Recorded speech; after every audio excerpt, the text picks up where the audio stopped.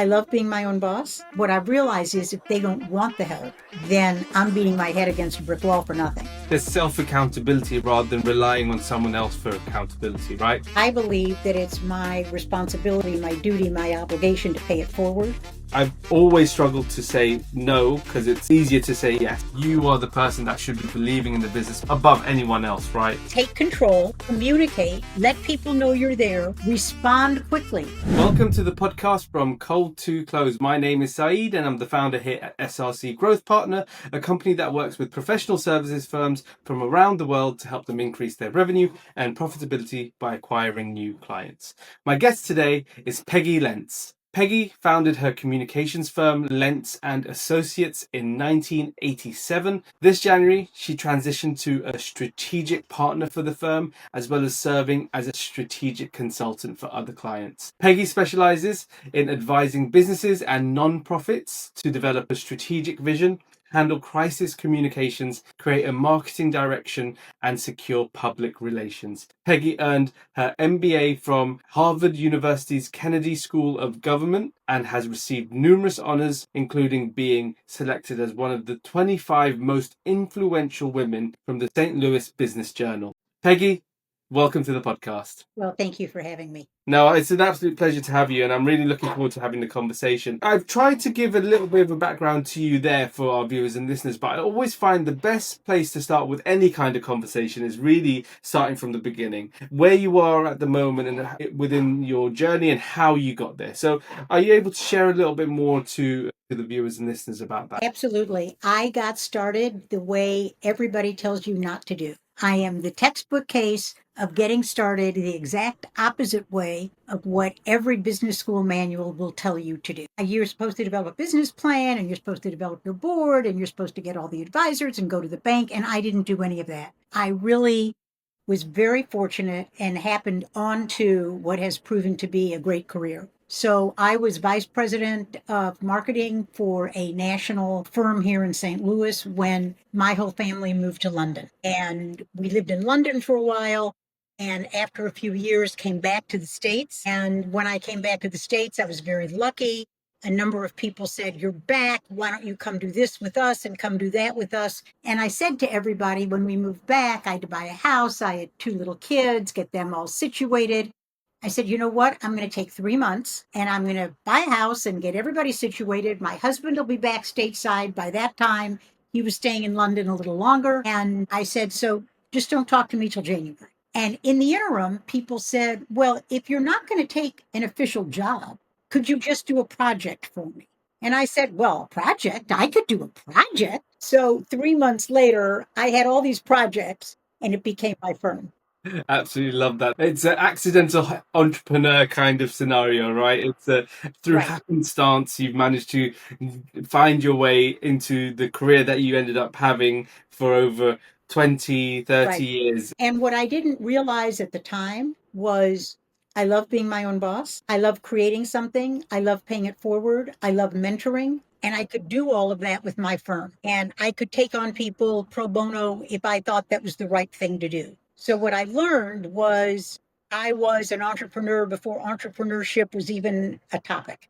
Ahead of the curve then, Peggy, weren't Ahead you? of the curve, and frequently the only woman in the room. Yeah, I can imagine. That in itself, I imagine, would be an interesting journey in itself, being in that kind of environment in those days. But I wanted to start off with you run a PR firm, communications firm, marketing firm of sorts. In your extensive experience, and you mentioned you started off in 1987 with the organization, in your extensive experience with communications, what are the most critical first steps a company should take when facing a potential PR crisis? Because I can imagine when something happens, some people will be like, okay, where do we go? What do we do? How do we even manage this situation? What would you typically say in those types of situations? So I'd like to back that up and start at the beginning, as you Yes. just said on the podcast. Yes. So the real place to begin is before you have a crisis. Wow. Yeah.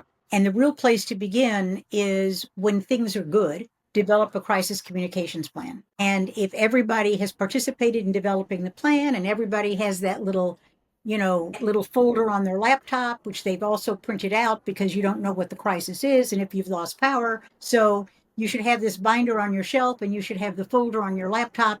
And you should have a crisis communication plan for your organization, for your business, for your company before the crisis ever hits. If everybody who's listening is like everybody else in the world, of course, they don't have that. So fast forward to now you have a crisis. If you have somebody you can call on who's used to doing this, you make that call regardless of the time of day. The most important thing to know when you're in the middle of a crisis is communicate. The second thing to know is that you should communicate. And the third thing to know is that you should communicate.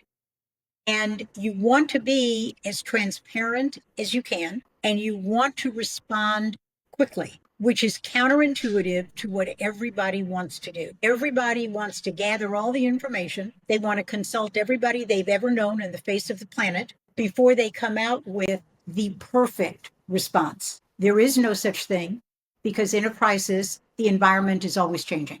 So the important thing to do is to let all of your stakeholders, that's internal and external, know that you're on it. Even if all you are saying is, we are aware, we are on the ground, we are looking into it, we plan to give multiple updates as soon as we have information.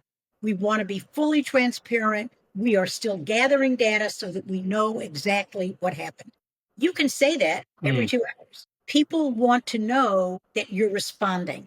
In this era of social media, people assume that if there's a crisis, they believe that the CEO should respond within 1 hour, which is tremendous pressure and very different from before social media. So, what you want to do as much as possible is control the story. You don't even know what the story is yet, but you want to be perceived as we understand we're in the middle of who knows what. We are talking to you, we are talking to our staff, we're talking to our employees, we're talking to the media.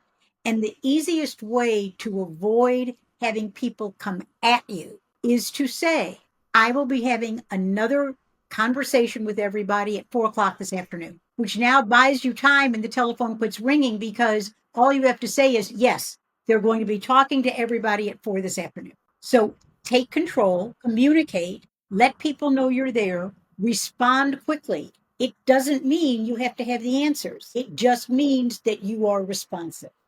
I love that. I think it's really interesting that you've said that because a lot of the time, and as you've touched on there, most instinct that anyone would go through is I need all the information.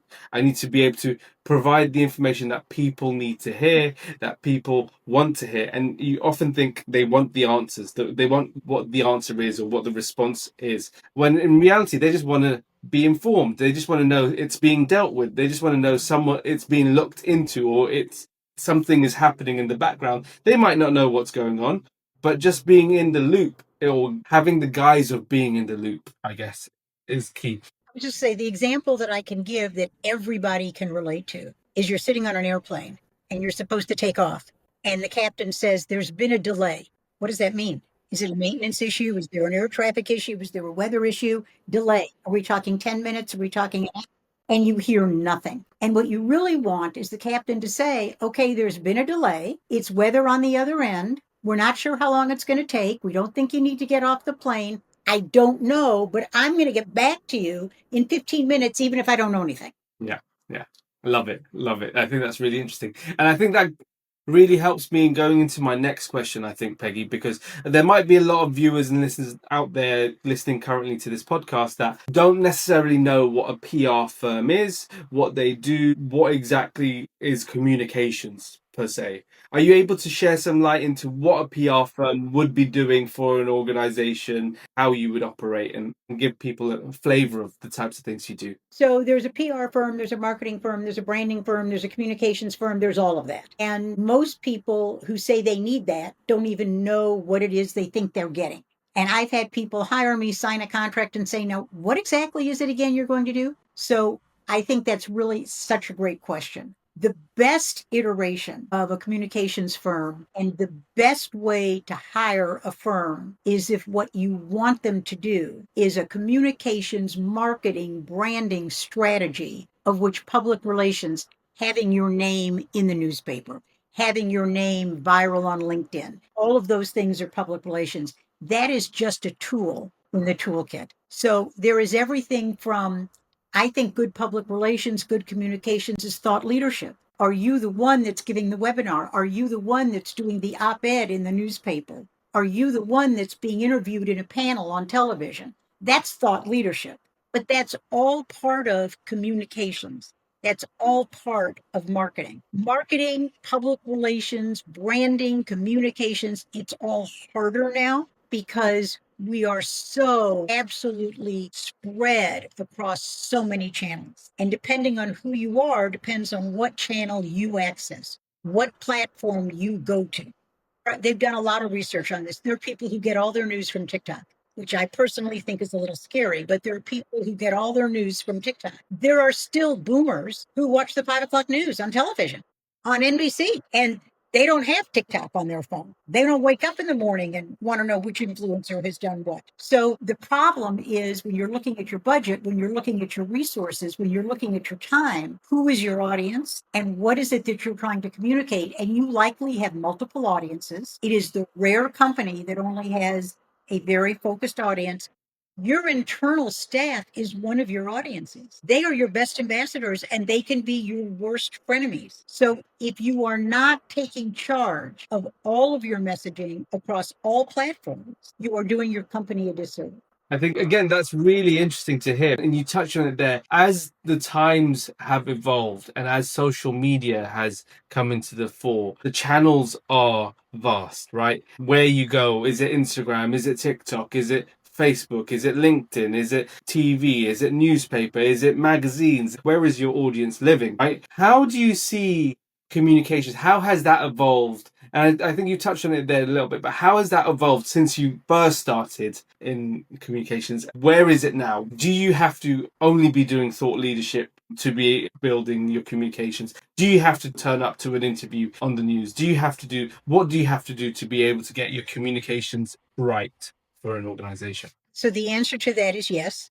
And so back in the age of the dinosaurs, people used fax machines. Now those are considered a relic in the Smithsonian. So it has morphed considerably. And it's really about who is your audience. And it is really about what is it that you're trying to achieve? What outcome? What does success look like for you? Is one of the first questions we would ask. What does success look like for you? And I mean, we've just come off a political campaign, and in a political campaign, they're going for everybody or every voter. So there are people who see multiple ads on television. There are people who never see an ad on television.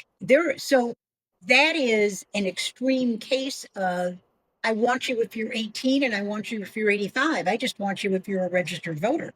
And that is a very difficult and, as we all know, expensive proposition. So when you decide what success looks like, then how do you wrap a budget around that? Are you looking for the 18-year-old? Are you looking for the 80-year-old? And are you looking for somebody in between? What is it? Where are they getting their information? I think you've hit the nail on the head there in the sense that knowing your audience and having clarity on what you're trying to achieve helps everything, right? And if you don't have that clarity, it is sometimes important to be able to bring in someone else, external, objective, who can look at what you're doing and go, okay, well, this is the angle that you need to go down. This is the audience that you're speaking to. You're trying to speak to too many people here when really you want to be going down this direction. And then once you have that clarity, it's much easier to make the right kind of decisions moving forward, right? And that goes back to, yeah. And then, of course, you want to test your vision and your decisions. Absolutely. So if you've ever watched Shark Tank, Yes, love it. so the people will come out and they'll say, well, what do you want the money for? And they'll say, well, we want to start a brick and mortar store. And the sharks all say, well, that's the worst idea I ever heard. You're coming here to ask us for money for something you shouldn't be doing. So in addition to having clarity, you do want to test, am I headed in the right direction? Yeah, no, I couldn't agree with you more. In terms of then, of course, you've had a long journey in your career, and now you're in a position where you can take a role of a strategic partner you've transitioned into that role since January, having founded the firm almost 30 years ago, right? 40 years ago, I should say. Plenty of years there under the belt, I'm sure. How do you what's your approach to mentoring the next generation? Obviously, transitioning out from your role as a leader in the business as a strategic partner role, there has to be a level of mentoring involved in for those who are coming into that role, for those leaders. How do you approach that? How did you approach that? And how do you recommend others should approach that in their organization? So I think that I believe that it's my responsibility, my duty, my obligation to pay it forward. It used to be, in my opinion, even more of an obligation because women were not sitting in the C suite as often. And so it was really important to do that. And I will say there is a difference between being a mentor, an advisor, and a sponsor. And the difference is, are you willing to have a cup of coffee with someone and have them say to you, well, I'm thinking about doing this. Do you think I should go this direction or that direction? That's being an advisor and that's being a help. But the next step, which is more important, is are you willing to put some skin in the game? Are you willing as a mentor or as a sponsor to say, you know what, this CEO over here, you need to know them. I'm going to send an email and I'm going to connect the two of you. And I'm going to use some of my capital to help you open doors, to help you get ahead, to help you succeed. And I think that is the most meaningful so that you become part of their, what I call kitchen cabinet. Yeah, love it. Where, I will get texts from people who say, I need some Peggy time. When can we have, I need to figure this. And, I'll come and we'll sit down and talk about where do you want to go and how are you going to present and who can I introduce you to who can be some help along the way. I absolutely love that. And I love the philosophy of paying it forward, right? And obviously, if you enact that philosophy for long enough, and you would hope that others have also helped you along the way as well. So they've paid it forward to you to allow you to get to a place and you're able to do the same for others. And it's a value driven cycle that is only positive, right? And it can get so many opportunities for so many other people early in their career that may not have had those types of introductions, those types of opportunities, but you have to show up in the right way. How do you decide who you're going to be mentoring? Who do you decide to pay it forward to? How do you disqualify and qualify the right type of people? What's your process? So, and this I sort of was a realization over time. Sure. So there are many things, but the single most important is, do they really want the help? So I used to meet with a number of people and they would say, this is where I am and this is what we're going to do. And we'd get a whole plan organized. And I would say, okay, let's look at our calendars. Let's check back in a month and I don't do that anymore. As I realized I was trying to drive their wanting the help. So now what I do is I meet and I meet with every month. We've been doing this for years, but I'll meet with somebody who's new and I'll say, I'm yours. When you want, I'm yours. You text me. You let me know when you want to get together, when you want to have a phone call. You tell me. Because what I've realized is if they don't want the help, then I'm beating my head against a brick wall for nothing. Yeah. And I've had mentors who started in my city. They've moved across the country. We still Zoom together. I'll get the text that says, okay, I've got 10 questions. I'm double digits. We need to Zoom. So, but they're saying to me, I could use some help. Yeah. I'm there. There's I'm yours and I'm there. There's self-accountability rather than relying on someone else for accountability, right? I think it's a great point. And this is one of the hardest things anyone can really do, especially in their career and in running a business or whatever they're trying to do if they're striving for success, is trying to keep yourself accountable, right? When you start your own business, you go from being an employee to a business owner. It's trying to keep yourself accountable to turn up every single day, and no one else is going to tell you otherwise, and you're your own boss, and you have to listen to the internal dialogue that goes through your brain. Oh, I don't have to wake up for anything today. I might have a nice lie. No, wake up, keep yourself accountable. And I think having the right types of attitudes around you, and I think that's a great way you mentioned it, is like you no longer took responsibility for someone's accountability. They had to be accountable and you were available, right? And that naturally filters out the good crop from the bad crop, right? So I think that's a really interesting point you've mentioned there, and something that I'm sure our listeners and viewers can really take. I wanted to touch on a really interesting topic that I know that your insight would be valuable, and it's how to say no effectively. And this is something I struggle with. I've always struggled to say no because it's easier to say yes, and you take more and more on, whether it's taking on more business or whether it's allowing things to happen in the organization, or whether it's, oh, we'll do this or we'll do that. It's easy to say yes, but you put yourself in a situation, right? And so as a leader with decades of experience, how have you learned to say no effectively without damaging relationships? So, what I will say is that was probably the most difficult lesson for me to learn was when to say no. So, I do it in two ways. The first thing is I have the 24-hour rule. I'll have a great conversation with somebody from anything from will you serve on our board to can you take this on pro bono to I'd like you to do this kind of project. It's not quite in the wheelhouse of what your firm does, but I think you'd be great at it. And when you're sitting with someone, there's a lot of energy, there's a lot of enthusiasm. And so my natural instinct, this is not a good thing, is to say yes. And I realized along the way that I was not doing the right thing. So now I say, well, they'd say, so can we get started? What do you want? Next meeting. I say, oh no, I have to invoke my 24-hour rule. And they'd go, what? And I'd say, I need to think about this for a good 24 hours. And then let me get back to you. And by the time I get back to my office and I'm thinking about it, I'm thinking, well, this makes no sense. Yeah. You serve on the board, you have to spend a weekend a month. And how are you going to? It sounded great over coffee. But in the light of day, not great. The other thing that I've done, so that's the first thing that I've done, which down the road, it happened to me just last week. It has saved me from what I think were many mistakes. The other thing that I've done is I do get asked by a lot of very small, tiny businesses who don't really have a budget or small nonprofits who are just getting off the ground and they want to hire me. And I say, first of all, you're not there yet. And you should call me when you are. But what I say to them is, we have an hour to spend over coffee. I want to treat you like a client for this hour. Ask me anything you want to know. Let me give you everything I know. And I will just consider this an investment in your start. So let me be very present for you this morning. What is it you need to know? What are your problems? Let's see what we can clarify this morning. I don't think you're ready to be a client. I don't think but let's see what I can give you, and it's just yours. I love that.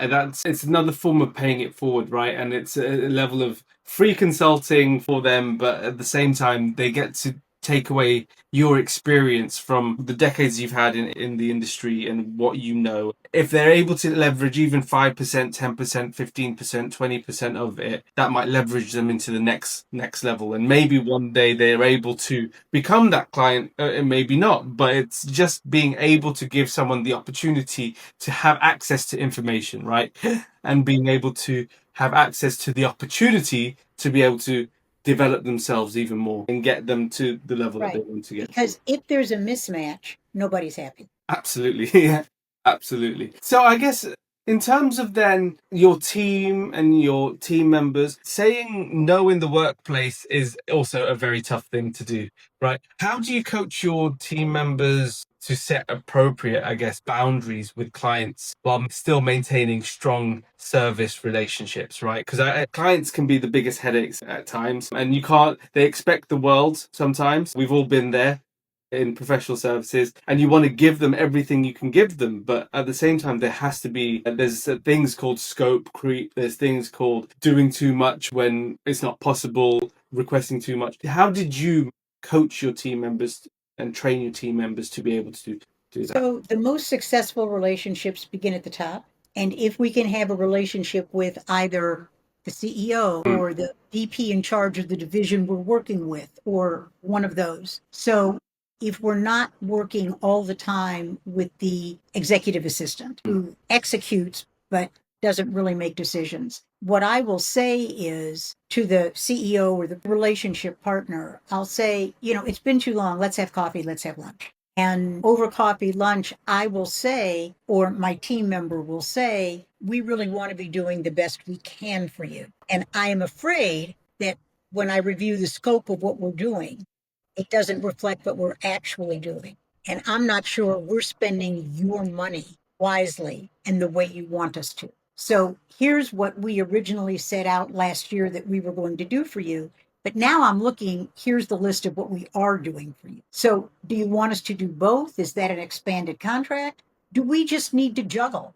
Take out a few of these and add a few of these so that we're performing, you're getting what you need, you're getting what you want, but we're still staying aligned with our agreement. And that's better done over coffee, lunch. Absolutely. I absolutely love that. It reminds me of a philosophy that I always follow is like putting client relationships in a personal setting, right? Client relationships, being able to pick up the phone, being able to go on a coffee, being able to fly over to their offices and meet with the CEO, meet with whoever you have the relationship with, because managing that relationship can often be the way to be able to come to a resolution to whatever issue that is. Most people are reasonable people, right, Peggy?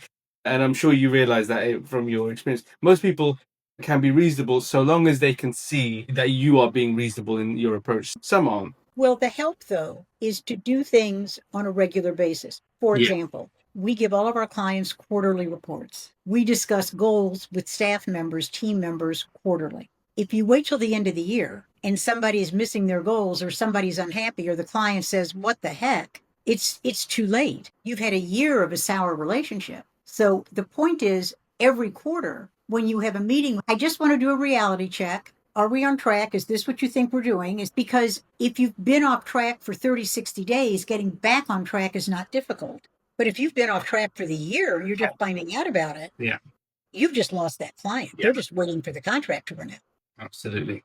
Couldn't agree with you more. So quarterly check-ins. And if you have a relationship, hey, I know we called to talk about this issue. I think we've got that resolved. Let's just take 30 seconds. Are we still on the same page? Are we doing what you thought we were going to be doing? Is anything else we could be doing? Yeah. But having those regular check-ins means that at the end of the year, you're not going, what do you think? Yeah. Love it. Love it. In terms of then, I want to talk to you about something that's very topical at the moment. And in every podcast, we like to touch on this topic. It's a topic that has two letters in it.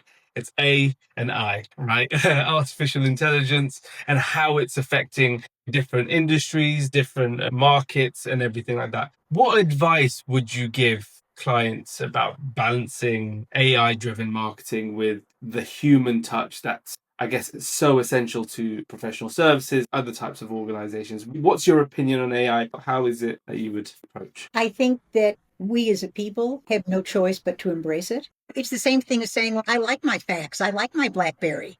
Really? That ship has sailed. Yeah. So AI is here. Yeah. So how can we make it work for us? What are its limitations? How do we navigate that? And so if AI means that it takes you half the time to do a job because you can get a foundation that you then need to work your magic on, that means you can do more. So instead of looking at it as they don't need us, look at it as now we can do those things for them that we couldn't put in the scope of the contract.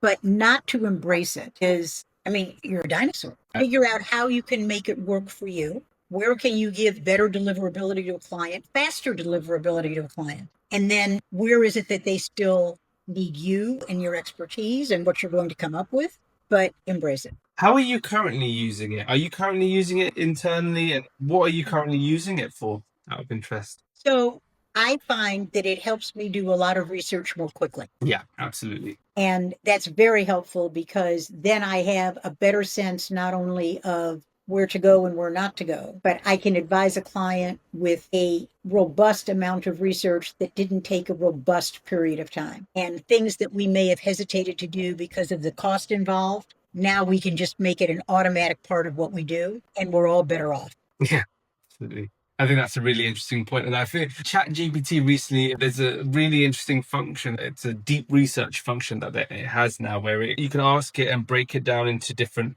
elements of the question. And then it will literally spend maybe an hour, maybe 40 minutes. It might take 5 minutes. It doesn't matter, but it will literally spend an exhaustive amount of time to get that deep research done for you. So I think that's a really great point in the sense that AI has so many different functionalities that people don't even realize, right? And it's really your duty to go out and go, okay, well, especially if you're a leader of your own business, right? Or a leader of an organization where you can go, okay, how can I implement it? What is it that I need to be looking for? Okay, what is it that can be automated right now? What is it that I can forget about? What is taking a lot of bandwidth out, bandwidth in the team? But Right. we can help the team by doing that. So I think it's just, Leveraging AI just says to your client yeah, that you you're being care about, very efficient and you're yeah. being very efficient. Yeah, exactly, exactly. You're being efficient with your time. And if anything, people should be happy to hear that because it means that you're making the most of the time that's available. Because we all have the same 24 hours in the day,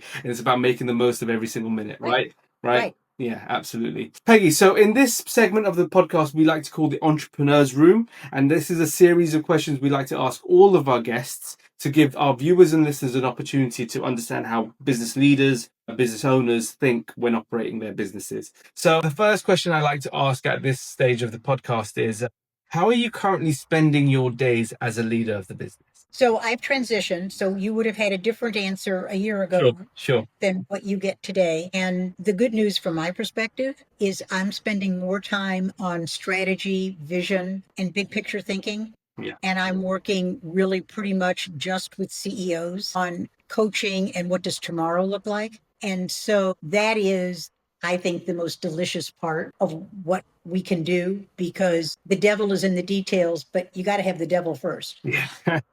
So, and I find that I'm in a even stronger position to mentor, advise pro bono, and I love that. Yeah. No, I think that's really interesting. I love listening to the answer to all of our guests with this question because it really gives you a picture of where they are in the business, where and what they're doing. Some of our guests talk about being 50% trying to do strategy and 50% in the business, working in it. Some people say I'm working 90% in the business and 10% on the business and things like that. So it's really interesting to hear that you would have had a different response to that same question a year ago. Out of interest, what would that response have been a year ago? A year ago, there would have been more in the business, but my work with clients has always been what's the vision? And then how do we get there? So it's playing into your wheelhouse, this new role that you have. Correct. Yeah, love it, love it. So, as a leader of the business, what are the most important metrics to you when you're looking at the business and making sure you're running the business as most effectively as possible? So I do believe that charity begins at home. And if you don't take care of your team, you can't take care of your clients. Love it. So if we can't be good to each other, helpful to each other, if the business can't be good to the team, then you can't do the best for the clients. Yeah, absolutely. And on a micro scale, you have more churn, and that's not good for anybody. In terms of then, you're currently growing the business and you've got that strategic role and how you would approach things. How are you currently growing the business? So my role as a strategic consultant is to the firm. So Sure. in January, my succession plan got put into place. So it's a little different. What I'm doing now is growing clients, but there's somebody else who's growing the firm. That Okay. happened in January. And yeah, makes plenty of sense. So, I mean, my favorite thing is that instead of worrying about whether or not there's a leak in the ceiling, I'm worrying about whether or not the CEO is on track. And I write a lot of remarks for people. I spend more time doing that. Yeah.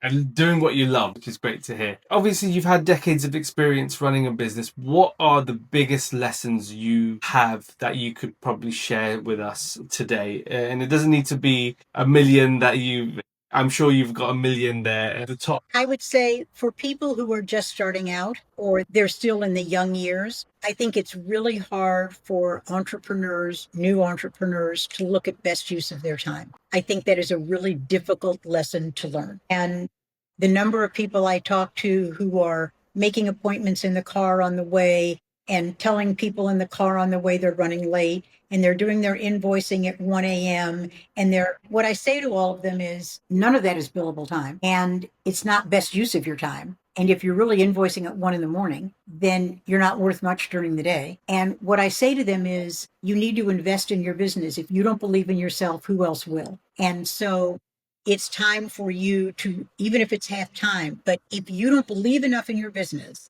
to let go of stuff other people can effectively do, you will never grow your business. And I have a hard time believing in you. Amazing. I think that's a really interesting point. you are the person that should be believing in the business above anyone else, right? And so if you aren't believing in it, that's the reason why you're not doing what is needed. And you can farm out invoicing. Yes, absolutely. Even if you hire a service, and you can farm out, these are my appointments tomorrow. Please call and remind everybody that please do that. But you don't have, nobody else can grow the business by acquiring client the way you can. But you don't need to be the appointment reminder. You don't need to be the invoice. You don't need to be ordering more stationery. You don't need to be getting the Xerox machine fixed. Somebody else can do that. They can't meet with the client and figure out what the next steps are. And if you don't believe in your business enough to start moving, then your business will not grow. And you've said a great deal to me about how you believe in yourself going forward. I need to be with people who believe that it will happen. It's a great lesson, and I think that our viewers and listeners can really take from that. Anyone that's struggling to commit to themselves, anyone that's struggling to commit to that hire that they know they need to do, that recruit. And I'll go back to your favorite TV show, Shark Tank. Yeah. One of the questions they always ask is, are you committed to this full time? No, I have a full-time job. I do this at night when I get home. And they're like, well, we're not investing in you because you don't believe in what you're doing. Yeah. I mean, yeah, hit the nail right on the head there. Peggy, the last question I like to end all podcasts on is, if you had a magic wand you could wave to solve one business problem, what would that be? One business problem. If it's a business problem I'm trying to solve, not a world problem, but a business problem, although it's probably a good world problem too, it would be great if everybody internally, externally would talk to and with each other, not at each other. Love that. And it's so appropriate for a communications firm founder to have communication as their one biggest business problem to solve. So I absolutely love that. And I think that's a great way to end the show today. For our viewers and listeners, if they ever wanted to reach out to you, if they ever wanted to get in contact, where would they find you? Where would they go? Peggy.Lents@gmail.com. Amazing. Amazing. Peggy, it's been an absolute pleasure having you on the podcast. Thank you. Thank you, Saeed. Yeah, no, it's been fun, and you've shared some really great insights. So thank you very much for sharing it. Thank you. Have a good week. And you. All right then.